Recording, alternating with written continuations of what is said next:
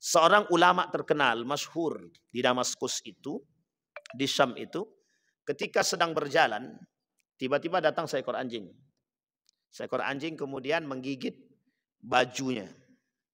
Kemudian diambil baju tadi sama alim tadi, orang ulama tadi, diginikannya. Kemudian apa? Dilalah, ini cerita ya. Dilalah anjing tersebut bisa bicara. Apa kata anjing tadi? Apa kau kira dirimu lebih mulia daripada aku? Kata dia. Kata anjing tadi, apakah dirimu lebih mulia daripada aku? Kemudian balik orang alim tadi balik sampai di rumah dia bilang, seekor kalbun saja bisa menasehatiku. Kata dia. Di situ dia malu. Seekor binatang bisa membuat dia malu di hadapan Allah. Apa kata dia? Belum tentu kita ini lebih mulia daripada mereka. Sama Pak. Apa kata Syekh Ramadan Al-Buti dalam penyampaian beliau tentang hikam dan hikmah-hikmah kebijaksanaan itu? Apa kata beliau? Jangan pernah menganggap orang lain yang tidak berilmu itu lebih tinggi derajatnya di hadapan Allah. Maka Bapak Ibu sekalian yang berbahagia, jangan Bapak Ibu kira yang berceramah di depan ini itu lebih dulu masuk surga. Justru bisa lebih dulu masuk neraka. Makanya Bapak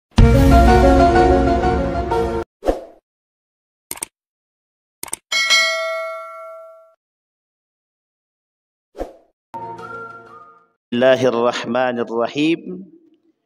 Assalamualaikum warahmatullahi wabarakatuh.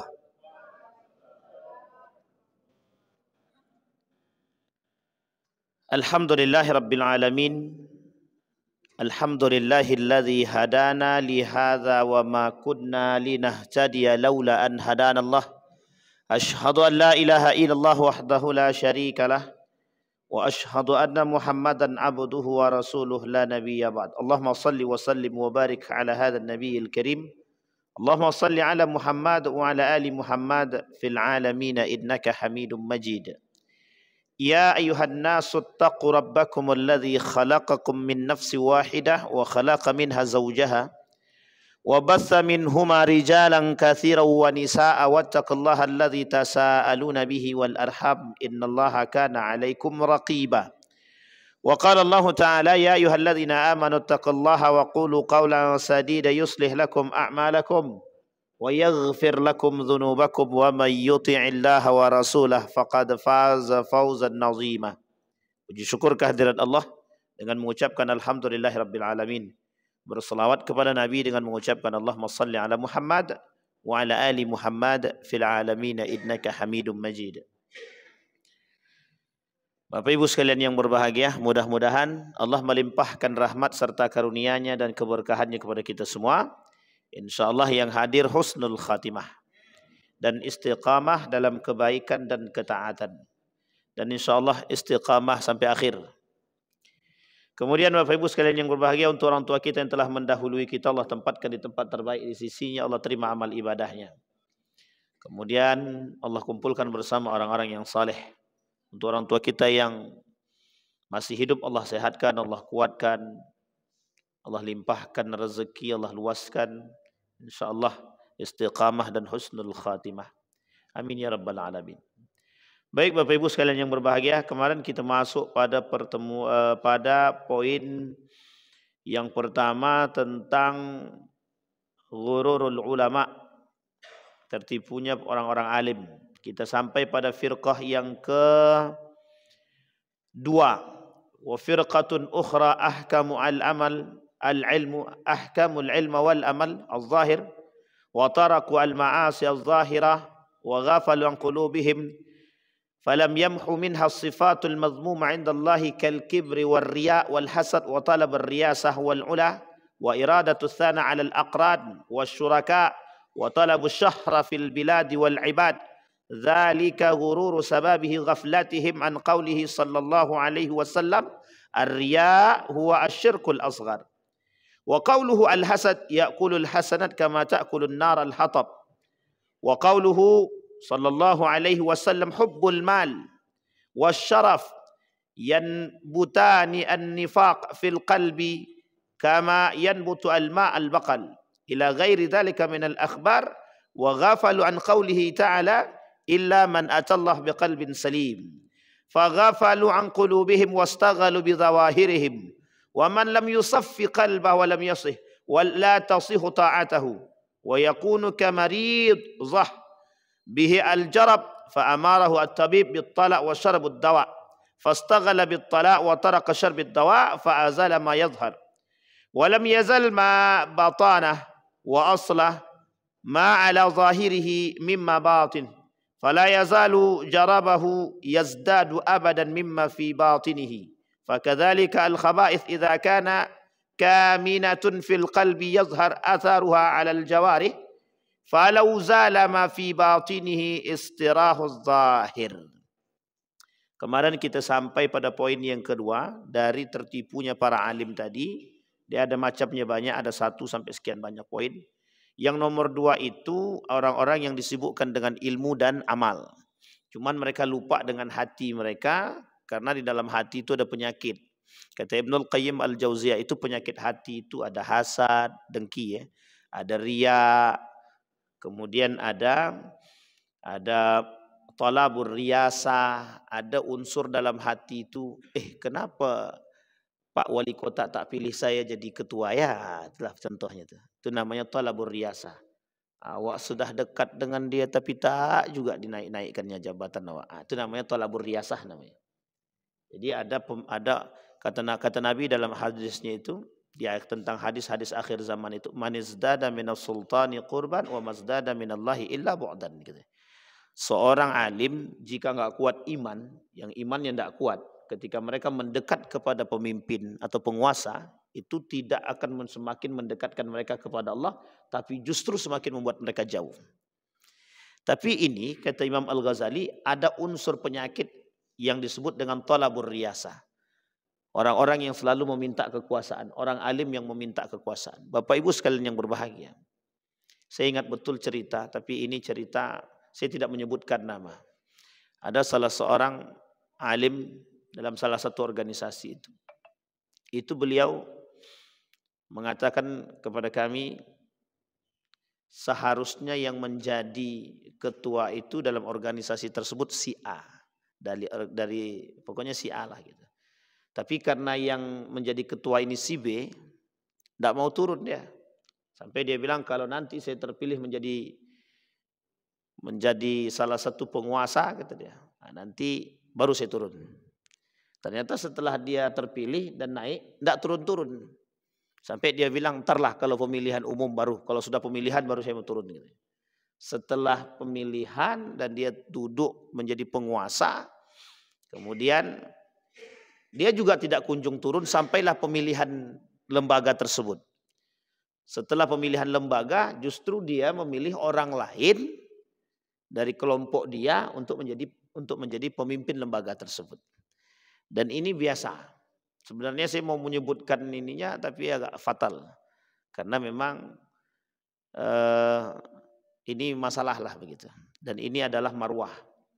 Nah, Bapak Ibu sekalian yang berbahagia, ada orang alim, kalau orang-orang yang sudah alim itu, tapi dia tidak memiliki iman yang kuat, itu pengaruh jabatan dan kekuasaan itu tinggi.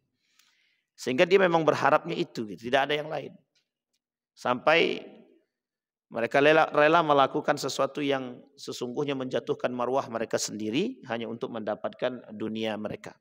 Dan itu disebutkan oleh Imam Al-Ghazali, talabur riyasa wal ula, derajat yang tinggi.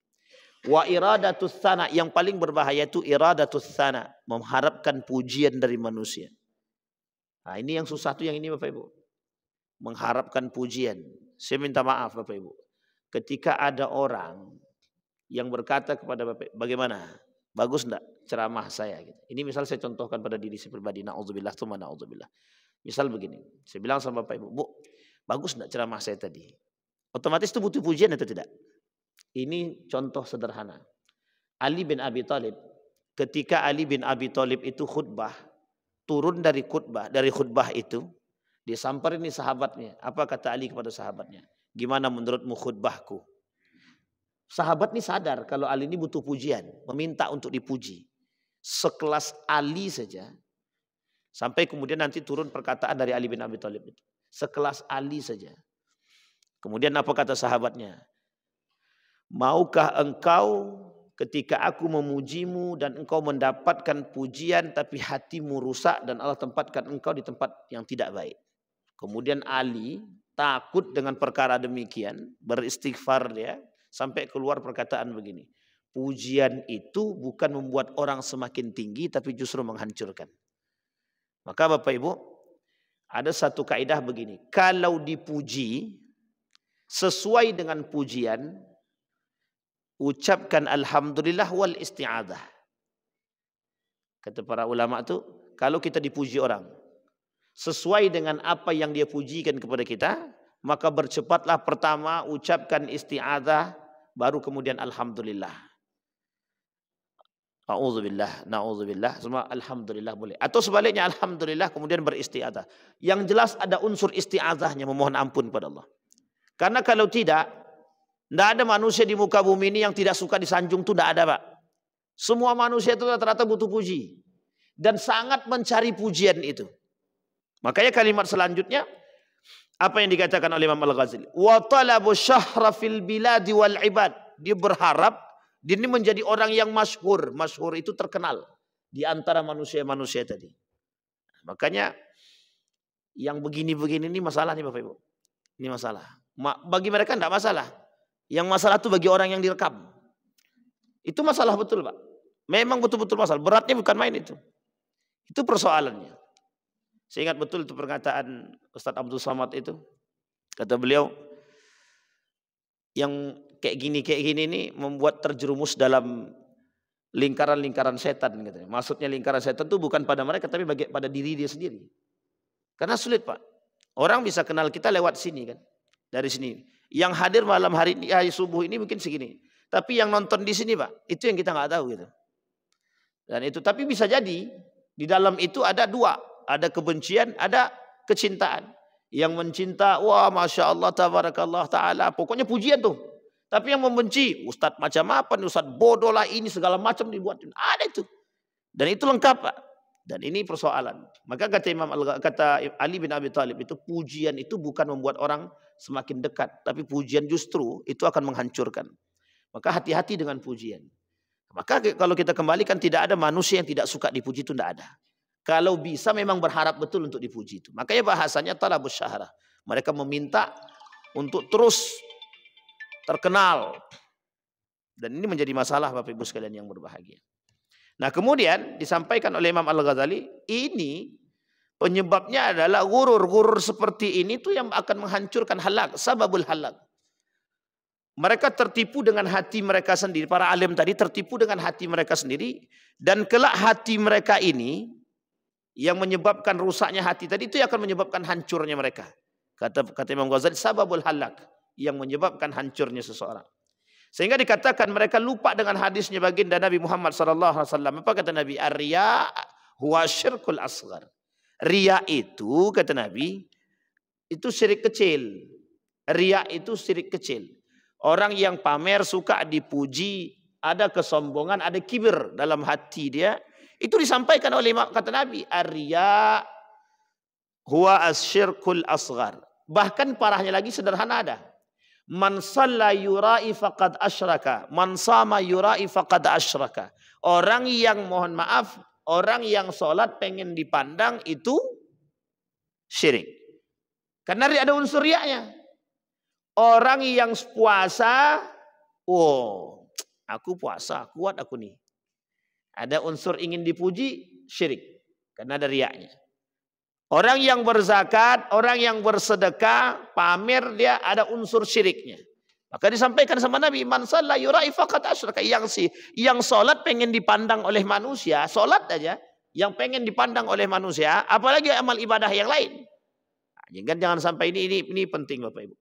Makanya kenapa ilmu tasawuf itu agak penting, sangat penting. Ya karena membersihkan hati itu yang paling berat. Kalau cuma membersihkan harta itu selesai Pak. Maka kata Imam Ghazali begini, membersihkan sampah yang nampak itu jelas. Membersihkan sampah yang nampak itu. Misal ini nampak sampahnya besar-besar Pak. Itu selesai itu Pak. Pakai alat, pakai sapu, selesai kita bersihkan. Tapi melihat debu yang kecil di dalam karpet-karpet ini, itu kan butuh tenaga itu untuk membersihkannya. Itu butuh tenaga itu. Kalau cuman sampahnya jelas, tinggal disapu, selesai masuk Pak. Tapi kalau debu yang kecil-kecil tadi perlu dijemur, Apalagi kalau kita tidak tahu apakah di sini ada najis atau tidak najisnya. Itu beratnya minta ampun itu. Kerjaannya banyak. Dicuci lah. Itu belum tentu. Ya kalau hilang, kalau tak hilang. Nah, ini masalah. Sampai Nabi bilang dalam riwayat yang lain, kata Nabi, hubbul mal wasyaraf. Penyakit yang lain, kata Nabi, cinta terhadap harta dan kemuliaan itu yanbutani an-nifaq fil qalbi. Dua perbuatan tersebut, hubbul mal dan syaraf, cinta terhadap jabatan, kekuasaan dan kemuliaan, dan cinta terhadap harta, itu kata Nabi menimbulkan penyakit nifak dalam hati. Yanbutani an-nifaq. Nah, ini sebenarnya saya tak mau singgung-singgung, tapi kalau banyak tersinggung ya na'udzubillah lah. Ya karena memang begitu, Pak. Makanya mohon maaf, Pak, ada orang yang merendahkan diri dia hanya karena untuk jabatan itu banyak.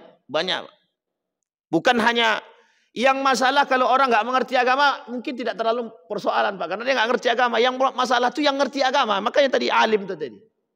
Masa seorang yang mengerti agama kemudian dia meminta mobil misalkan. Seorang yang mengerti agama dia kemudian meminta jabatan. Seorang yang mengerti agama kemudian meminta ini dan itu sebagai yang paling hina lagi, Bapak Ibu, yang paling hina daripada itu mungkin terlalu nampak. Seorang alim, mohon maaf Bapak Ibu ya, seorang dai saja, dai seperti saat ini Bapak Ibu lihat, datang saya kepada ketua saya minta amplopnya dong. Itu marwah ustadznya udah nggak ada itu. Udah nggak ada itu, Pak. Sangat itu, Pak. Itu memalukan, sangat memalukan.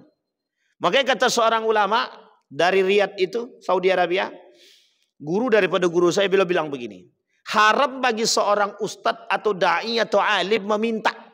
Itu haram. Haram hukumnya. Kalau diberi silahkan terima, kalau tidak diberi jangan pernah meminta, hukumnya haram. Nah, coba sampai segitunya, Pak. Sampai beliau katakan. Sempat beliau bertanya begini. Jadi ini cerita beliau ke saya. Beliau tanya sama guru beliau, bagaimana hukum menerima amplop dari masjid? Ini Pak, kami pelajari Pak. Dulu kami di Yogyakarta.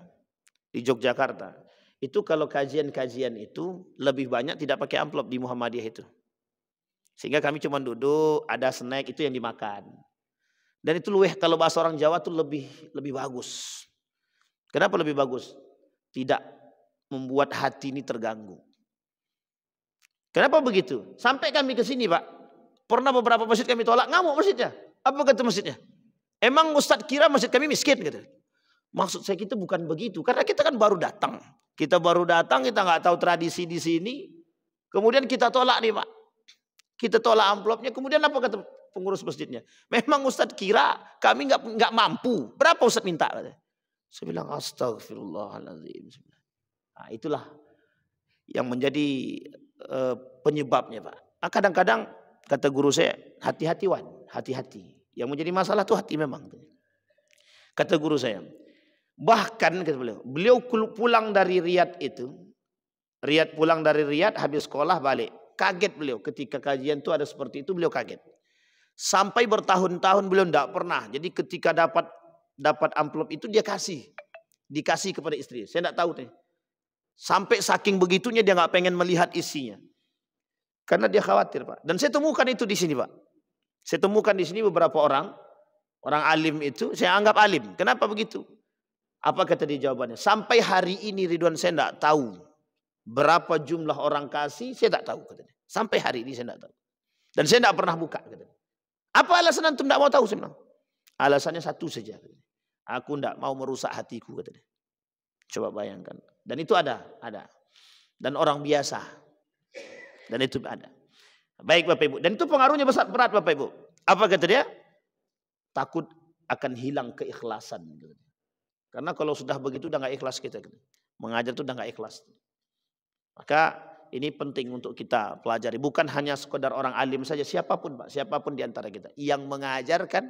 Siapapun di antara kita yang mengajarkan ilmu agama kepada orang, jangan pernah menakar agama dengan dunia. Tidak bisa, Pak. Ini yang disebut oleh Allah di dalam Al-Quran. Wala tashtaru bi ayati tsamanan qalila.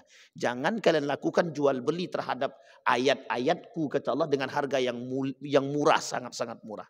Apa maksudnya yang tadi saya bilang? Jangan takar dunia ini, jangan takar agama itu dengan dunia. Kalau ditakar dunia, kalau ditakar agama dengan dunia, tidak sanggup kita Pak belinya Pak, tidak sanggup, tidak sanggup. Dan ini kejadian. Ada orang yang begitu pintar baca Qur'annya, bagus. Kalau bahasa sekarang ini namanya kori gitu. Sampai dia berani mengatakan to the point itu Pak. Dan dia mengatakan kepada salah satu pengurus masjid dekat rumah saya, dia bilang begini. Kalau 100.000 jadi imam semalam saya tak sanggup katanya. Kalau mau 300.000. Kalau mau masjid membayar 300.000 per malam saya siap jadi imam. Nah, itu kalau udah begitu kelakuannya Pak, jangan dipakai lagi. Sebagus apapun suaranya sampai sedunia ini sadar akan suara dia, jangan pakai lagi. Merusak itu merusak itu, kita nggak dapat berkahnya sama sekali itu. Nah, ini bahasa yang harus kita, yang seperti ini nih Pak yang harus kita rubah daripada kalangan masyarakat. Kenapa? Kadang masyarakat, oh tapi suaranya bagus Pak Ustadz gitu. Suara yang dicari itu bagusnya, bukan berkahnya, bukan adabnya, bukan akhlaknya. Jadi kita sekarang ini sudah tertipu begitu, bukan hanya mereka, tapi kita juga tertipu dengan begitu. Tertipu dengan bagusnya, dengan mantapnya, dengan cantiknya suara. Tapi kita tidak lihat akhlaknya dan adabnya itu kita nggak lihat gitu. Dan ini masalah itu Bapak Ibu.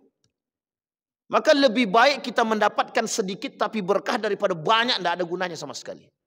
Sampai Nabi kata begini, sampai Imam Ghazali bilang begini, la yanfa'uhu ilmuhu.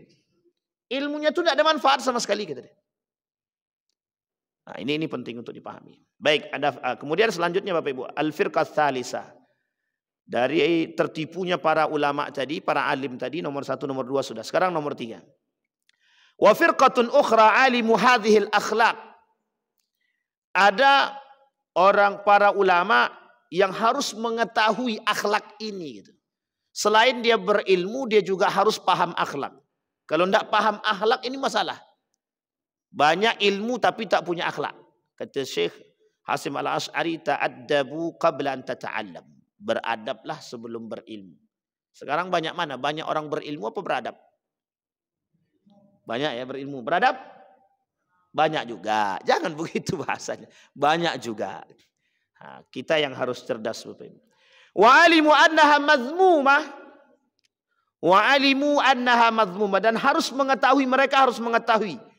Perbuatan tidak berakhlak itu perbuatan yang mazmum.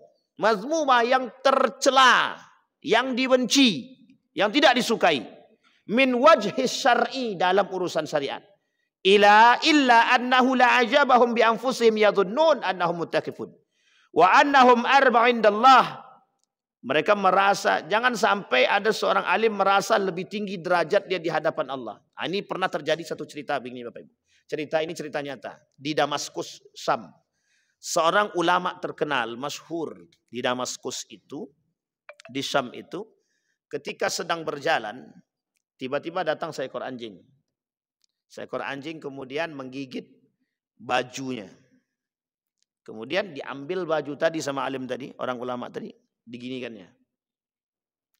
Kemudian apa? Dilalah, ini cerita ya. Dilalah anjing tersebut bisa bicara. Apa kata anjing tadi? Apa kau kira dirimu lebih mulia daripada aku? Kata dia. Kata anjing tadi. Apakah dirimu lebih mulia daripada aku? Kemudian balik orang alim tadi balik sampai di rumah dia bilang, seekor kalbun saja bisa menasehatiku. Kata dia. Di situ dia malu. Seekor binatang bisa membuat dia malu di hadapan Allah. Apa kata dia? Belum tentu kita ini lebih mulia daripada mereka. Sama Pak. Apa kata Syekh Ramadan Al-Buti dalam penyampaian beliau tentang hikam dan hikmah-hikmah kebijaksanaan itu? Apa kata beliau? Jangan pernah menganggap orang lain yang tidak berilmu itu lebih tinggi derajatnya di hadapan Allah. Maka Bapak Ibu sekalian yang berbahagia, jangan Bapak Ibu kira yang berceramah di depan ini itu lebih dulu masuk surga. Justru bisa lebih dulu masuk neraka. Makanya Bapak Ibu di dalam masjid ini, di dalam masjid itu tidak ada perbedaan Bapak Ibu. Perbedaan manusia di hadapan Allah itu cuma satu saja. Takwa. Jadi jangan sampai kita ini memuliakan orang yang tak layak untuk kita muliakan. Karena kemuliaan manusia di hadapan Allah itu tergantung pada ketakwaan. Yang saya khawatirkan adalah ketika datang wali kota, datang gubernur, awas. Gubernur wali kota mau datang. Soft dikasih paling depan. Sudah dia masbuk, kita harus nunggu, dikasih soft paling depan. Sekarang saya tanya, begitu nggak akhlaknya? Enggak begitu Pak. Kalau sudah saatnya masuk, sudah. Di dalam masjid tidak ada perbedaan. Mau dia kaya, mau dia miskin, mau dia punya jabatan atau tidak punya jabatan, di dalam masjid sama. Kekuat di hadapan Allah cuma satu yang membuat manusia. Akramul mar'i illa tuqa. Yang dimuliakan oleh Allah itu cuma satu, ketakwaan Pak. Jadi jangan Bapak Ibu beranggapan, oh Ustadz itu alim. Jangan Pak. Maka ketika Bapak Ibu ketemu ada Ustadz yang mohon maaf ya. Mohon maaf. Tak sesuai dengan apa yang dikatakan. Bapak Ibu jangan cepat-cepat menghakimi. Karena mereka juga manusia dalam kategori apa? Mana mereka yang berpegang teguh dengan apa yang mereka katakan dan tidak. Dan ini masalah Bapak Ibu. Kenapa saya sampaikan begini? Paling tidak menjadi rambu-rambu bagi kami pribadi. Ini masalah Bapak Ibu. Karena nanti dalam pandangan masyarakat begitu. Seolah-olah ketika masyarakat sudah menganggap Ustadz ini lebih Pak dianggapnya. Sehingga ketika dia melakukan kesalahan habis Ustadz dikecamnya Pak. Ya memang. Karena ini manusia, dia tidak malaikat juga. Masih ada berpotensi salah. Nah, jadi jangan kita memandang seseorang itu berlebihan juga. Tidak bisa. Karena kita semua umat manusia ini sama. Yang membuat kita berbeda di hadapan Allah cuma satu. Ketakwaan. Baik. Kemudian al-firqah rabi'ah. Wa firqatun ukhra hakamu al-ilma. Wa tahharu al-jawarih. Kelompok selanjutnya seorang alim itu haruslah mereka selain dari belajar ilmu yang banyak, mereka juga tahharu al-jawarih. Mereka harus sering-sering membersihkan diri mereka. Baik secara fisiknya maupun secara batinnya. Baik secara zahir maupun batin. Kalau batin bagaimana cara membersihkannya? Bitta'at.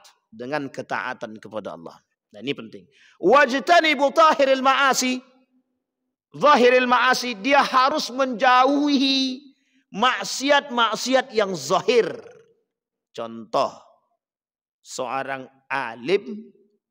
Haram bagi dia memandang yang bukan muhrim dia. Haram. Jangan pandang.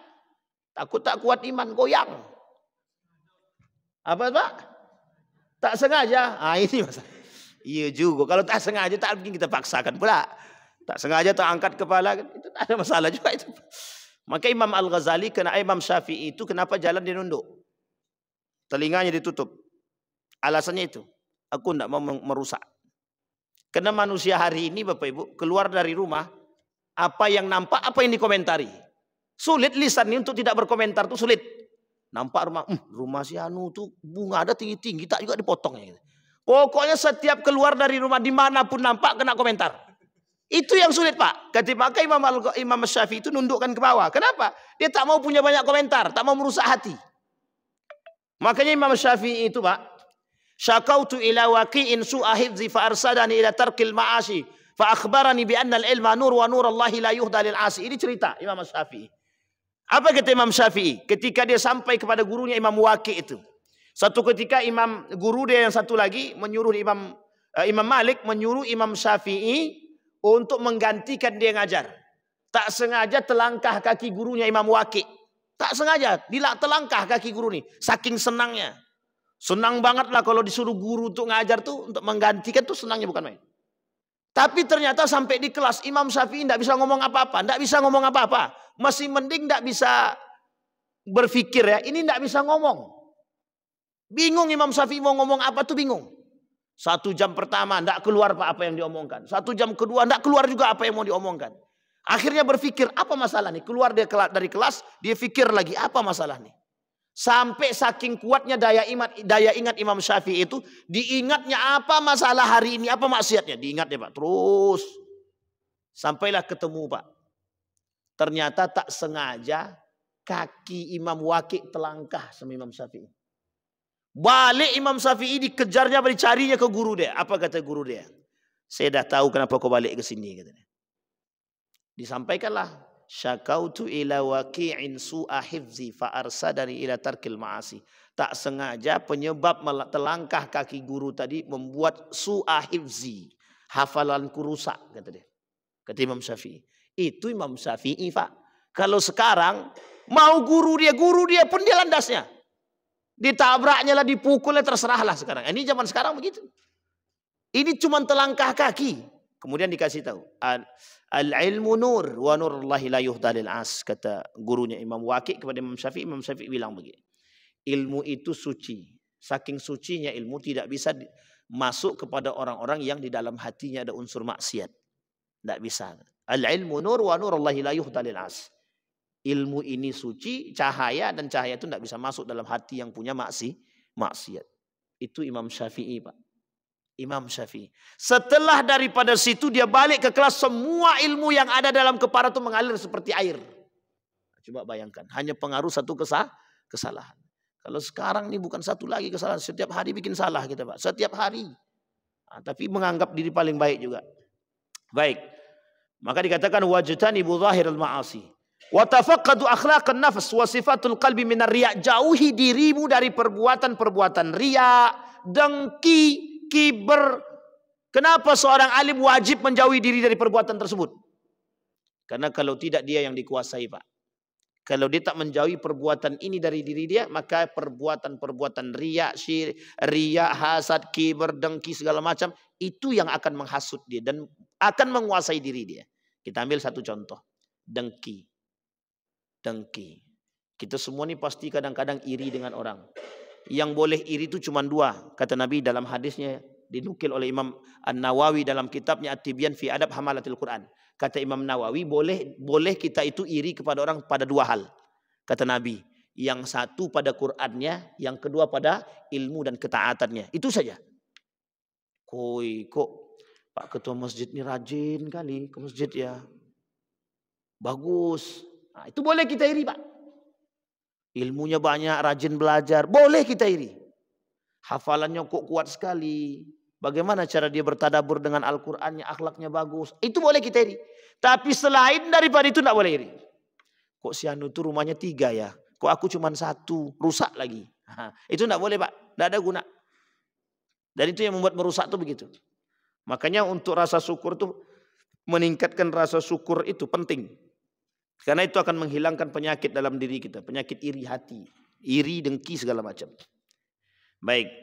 Wajahadu anfusahum fit tabarra minha wa khala'u minal qalbi. Mereka harus bisa berjihad, bersungguh-sungguh membersihkan hati dia. Sampai dikatakan oleh seorang ulama itu dalam tulisannya, dalam syairnya itu. Bagaimana perkataanmu mau sampai kepada orang sementara hatimu rusak? Lisanmu pandai, hatimu tak bersih. Bagaimana perkataanmu mau sampai? Sampai kalau kata ulama Muhammadiyah begini. Yang penting itu untuk berdakwah kepada orang itu kita melakukan dulu baru ngomong. Sehingga ada namanya dakwah bil hal, ad-dakwah bil hal. Jadi di Muhammadiyah itu lagi gencar-gencarnya dakwah bil hal. Tidak ngomong tapi berbuat dulu. Sehingga orang melihat apa yang dibuat. Nah, ini penting untuk kita tanamkan kepada keluarga kita. Seorang ayah jangan perintahkan anak sholat kalau belum sholat.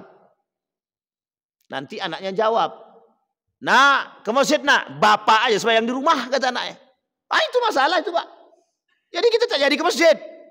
Kata ibunya, "Nak, sholatlah nak." Ibu dah sholat? Belum. Ibu aja belum sholat.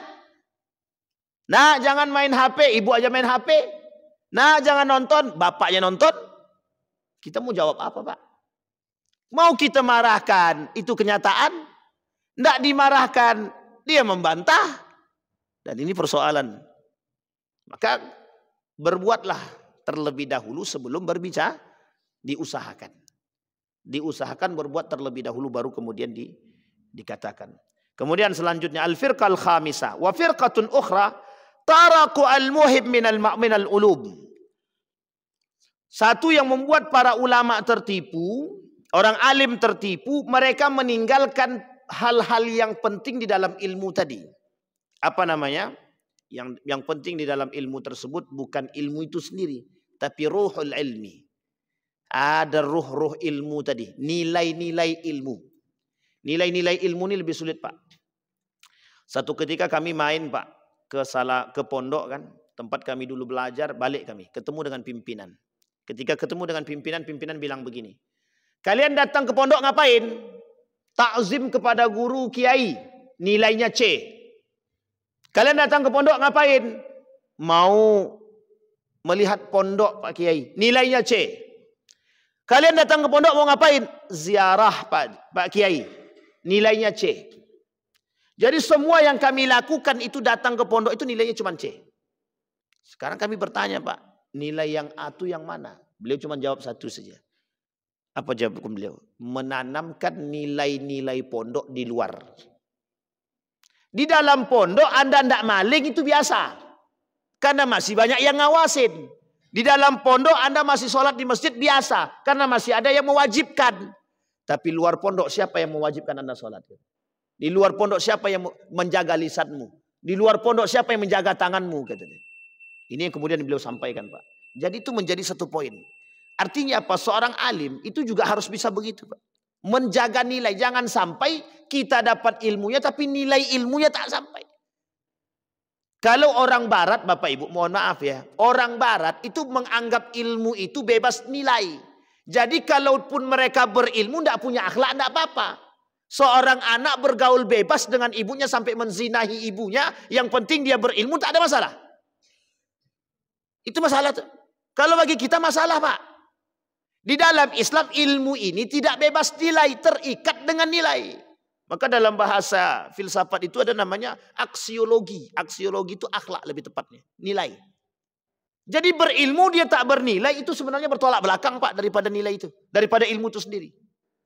Tapi orang barat tidak begitu Pak. Makanya orang barat itu tinggi ilmunya tapi tidak punya akhlak itu Pak rata-rata. Tidak punya ilmu itu, tidak punya akhlak itu. Karena bagi mereka menganggap ilmu itu bebas nilai. Jadi mau hasil ilmu itu merusak siapapun ya silahkan. Hanya ada etik. Itu pun kalau mereka pelajari. Kalau tidak ya sudah. Nah, itu yang kemudian ditakutkan oleh para alim. Apa yang ditakutkan? Ketika ilmu ini bebas nilai dikuasai oleh hawa nafsu. Kalau hawa nafsu yang menguasai ini menjadi masalah. Ilmu itu dihargai. Ilmu itu dibeli, dinilai dengan materi. Tapi coba pakai kalau ilmu itu tidak bebas nilai atau kalau ilmu itu dengan nilai. Orang berilmu seharusnya kalau bahasa pepatah semakin padi itu kalau semakin tinggi semakin merunduk. Kan itu sebenarnya peribahasa yang lama. Harusnya orang berilmu semakin tinggi ilmunya semakin beradab, semakin berakhlak. Dan dia sadar semakin dia berilmu, semakin dia menunduk. Kenapa? Ini ada poin pentingnya Pak. Semakin tinggi ilmu dia, semakin tahu dia bodohnya. Orang berilmu Pak, kalau sadar dia dengan ilmunya, semakin banyak ilmu yang dia pelajari, semakin tahu akan kebodohan diri dia. Jadi kalau semakin dia banyak ilmu, kemudian semakin begini, dada itu yakin tidak punya ilmu. Kenapa begitu Ustaz? Ya karena orang yang berilmu tahu Pak di mana celah-celah ilmu yang belum pernah dia pelajari. Dan ternyata aku baru pelajari sedikit daripada satu ilmu. Sedikit daripada satu ilmu. Belum sekian banyak ilmu. Nah, ini masalah Pak. Kenapa para ulama-ulama terdahulu, ilmuwan-ilmuwan muslim dulu, itu menguasai berbagai macam cabang ilmu. Karena mereka sadar Pak. Yang pertama mereka pelajari Al-Quran. Setelah mereka pelajari Al-Quran, mereka berakhlak dengan Al-Quran. Setelah itu baru mereka berilmu. Ada yang ahli fisika, ada yang ahli kimia. Tapi latar mereka sudah agama dulu. Latar mereka sudah berakhlak dulu. Latar mereka. Makanya kenapa Imam Syafi'i itu tidak bisa makan yang subhat. Bukan yang haram ya. Bukan yang haram, yang subhat. Dan itu saya temukan hari ini Pak. Ada salah seorang itu yang sangat takut dengan subhat itu. Apa kata dia? Ini 1.000 rupiah ini duit siapa? Sampai sebegitu takutnya Pak. Dan itu masih kita temukan. Meskipun langka. Kalau dulu tidak langka Pak. Setiap orang begitu Pak. Setiap orang begitu. Ada namanya Sayyid Nursi, ulama Turki. Namanya Sayyid Nursi, sangat fenomenal. Ulama ini baru dikenal ketika Habibur Rahman El-Shirazi menuliskan buku. Sebenarnya sudah dikenal lebih dahulu. Cuman mungkin baru familiar di telinga kita setelah Habibur Rahman El-Shirazi menuliskan dalam novelnya itu Api Tauhid. Dan itu diceritakan tentang Sayyid Nursi itu menuliskan buku judulnya Rasailun Nur. Bagaimana tentang risalah-risalah cahaya. Itu beliau sendiri Pak. Sayyid Nursi ini. Itu orang yang alim. Alim betul. Satu ketika. Saking alimnya dia ini, dengan ilmu yang tinggi itu dipanggil sebagai badi'uz zaman, manusia yang aneh sepanjang zaman. Saking cerdasnya ilmu yang dia miliki, dipanggil sebagai badi'uz zaman, manusia sepanjang zaman. Jadi orang yang aneh sepanjang zaman itu ada dua. Satu Imam Syafi'i, yang kedua ini badi'uz zaman ini. Badi'uz zaman Sayyid Nursi. Pada tinggi level tadi Pak, level yang tinggi, itu dia bilang begini, ilmunya sudah tinggi, tapi apa yang dia rasakan? Kok hatiku tidak tenang? Akhirnya Pak, dia tinggalkan ilmu ini, dia pergi uzlah menyendiri, dia cuma cari satu ilmu. Itulah yang disebut dengan hari ini itu ilmu tasawuf itu Pak. Hanya untuk mencari jati diri, hanya untuk mencari ketenangan jiwa. Nah ini penting Pak. Maka kata para ulama semakin tinggi ilmu seseorang itu sebenarnya harus semakin berakhlak. Tidak bisa. Tapi kalau tinggi dia lisannya mencela itu makin kita ragukan Pak. Makin ragu kita. Baik Bapak Ibu sekalian yang berbahagia. Nah kemudian bagaimana caranya? Ma'rifatullah. Bagaimana cara kita mengerti atau tahu akan keinginan Allah dan lain sebagainya itu? Maka perlu ada 3 hal kata dia. Ma'rifatuhu thalatha. Yang pertama memahami sifat-sifat Allah terlebih dahulu bagi seorang yang mempelajari ilmu. Yang kedua ma'rifatul af'al. Kita pelajari dulu perbuatan-perbuatan. Tadi sebenarnya sederhananya begini. Jadikan sifat-sifatnya Allah itu seperti misalkan Ar-Rahman. Kita ini dah penyayang belum sama orang? Dah penyayang belum kita sama orang? Jangan-jangan kita ini cuman di covernya penyayang, isinya tak penyayang. Nah, ini masalah. Kan begitu. Kemudian contoh yang lain ma'rifatul af'al. Kita sudah berbuat belum apa yang kita katakan. Kata Allah dalam Al-Quran itu. Ini karena saya tidak fokuskan kepada tasawufnya Bapak Ibu. Tapi saya kaji luarnya saja. Apa kata Allah dalam Al-Quran? Kabura maqtan indallahi an taqulu ma la taf'alun. Paling dibenci sama Allah. Orang yang berbicara tapi tak berbuat. Dari apa ini? Nah kira-kira banyak mana itu? Nah, ini yang kita takutkan daripada seorang alim. Sampai Allah bilang begini dalam Al-Quran itu. Falaula nafara min kulli firqatin minhum ta'ifan liyatafaqahu fid din. Setiap orang itu harus belajar ilmu-ilmu agar mereka itu faham, fakih terhadap agama. Fakih terhadap agama ini bukan ilmu-ilmu fikih saja Pak, tapi perlu paham bagaimana membuat diri dia lebih baik. Kemudian yang ketiga disampaikan ada namanya ma'rifatul zat. Ma'rifatul zat itu memahami, ini yang paling tinggi tadi. Dalam tingkatannya itu Bapak Ibu ada namanya syariat, tarekat, kemudian ada hakikat, ada ma'rifat. Nah, kita ini di jalur mana kalau ulama-ulama tasawuf itu kita di tingkat mana? Tingkat tarekat aja, jangankan tarekat, syariat aja tidak selesai-selesai kita nih Pak. Kalau kita masih beribadah karena unsur wajib, saya sangat yakin betul Pak. Kalau sempat surga dan neraka ini tidak ada, saya yakin kita tidak akan ibadah. Karena orang dahulu, orang yang alim itu ibadahnya orang-orang yang saleh itu Pak. Itu beribadah bukan surga dan neraka itu. Tolak ukurnya ridha Allah. Kalau sudah sampai tatarannya ridha Allah itu baru mungkin. Sekarang kadang-kadang kita tak pernah berpikir Pak. Kenapa Allah ciptakan kucing? Kenapa Allah ciptakan binatang-binatang yang lain? Kenapa Allah ciptakan pohon-pohon ini? Apa maksudnya? Mengapa kursi ini begini? Mengapa meja ini seperti ini? Ini kan tingkatannya lebih tinggi lagi hakikat. Sampai kita harus paham dan sadar apa yang tujuan penciptaan Allah itu. Dan itu kan tingkatan yang lumayan Pak. Ini syariat aja kita tidak lulus Pak. Kenapa kita katakan tidak lulus? Kalau tak dipaksakan sholat kita tidak sholat Pak. Nah sholat. Iya kan kalau kita dipaksakan sholat. Kalau tidak dipaksakan tidak sholat kita Pak. Itu baru syariat Pak. Tarekatnya belum sampai. Baru pada tingkatan syariat. Maka sejauh kita masih memahami bahwa sholat itu kewajiban. Maka sulit Pak. Maka kata guru saya. Pandanglah sholat itu sebagai hobi. Bukan kewajiban. Kalau pandangnya hobi.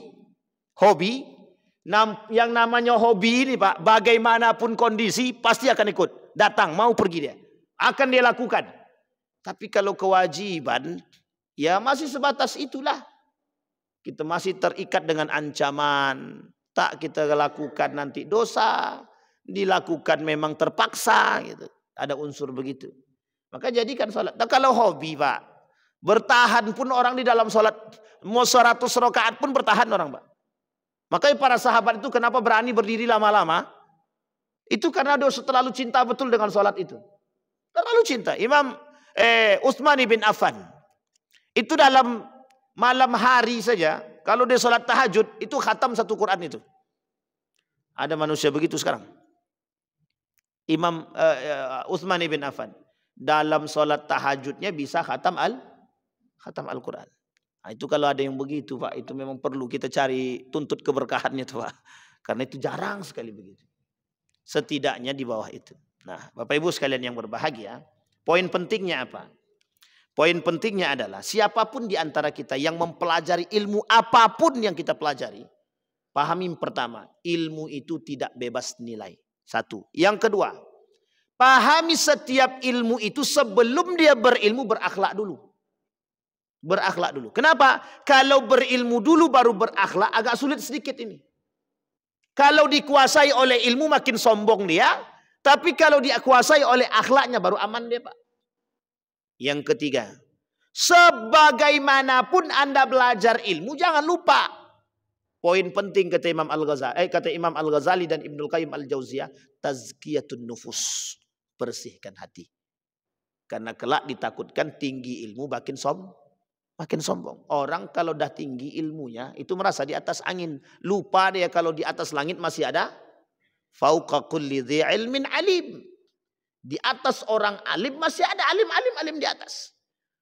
Nah, ini yang harus kita pahami. Nah, mudah-mudahan Bapak Ibu dari apa yang kita sampaikan di subuh hari ini bisa kita ambil pelajaran. Paling tidak bisa menjadikan kita orang-orang yang selalu sadar akan kebersihan hati. Biarlah ilmu sedikit tapi hati bersih daripada banyak semua kotor. Itu yang menjadi masalah. Tapi kalau bisa banyak ilmu banyak bersih hati. Itu yang paling penting. Mudah-mudahan bermanfaat bagi kita semua. Kita berdoa kepada Allah. A'udzu billahi minasyaitonir rajim. Bismillahirrahmanirrahim. Alhamdulillahirabbil alamin. Hamdas syakirina hamdan naimin. Hamdan yuwafi ni'amahu wa yukafi'u mazidah. Ya Rabbana lakal hamdu kama yanbaghi li jalali wajhikal karim wa 'azim sultanik. Allahumma salli ala Muhammad wa ala ali Muhammad fil alamin innaka Hamidum Majid. Allahumma faqihna fid din wa 'allimna at-ta'wil. Allahumma a'inna ala dzikrika wa syukrika wa husna ibadatik.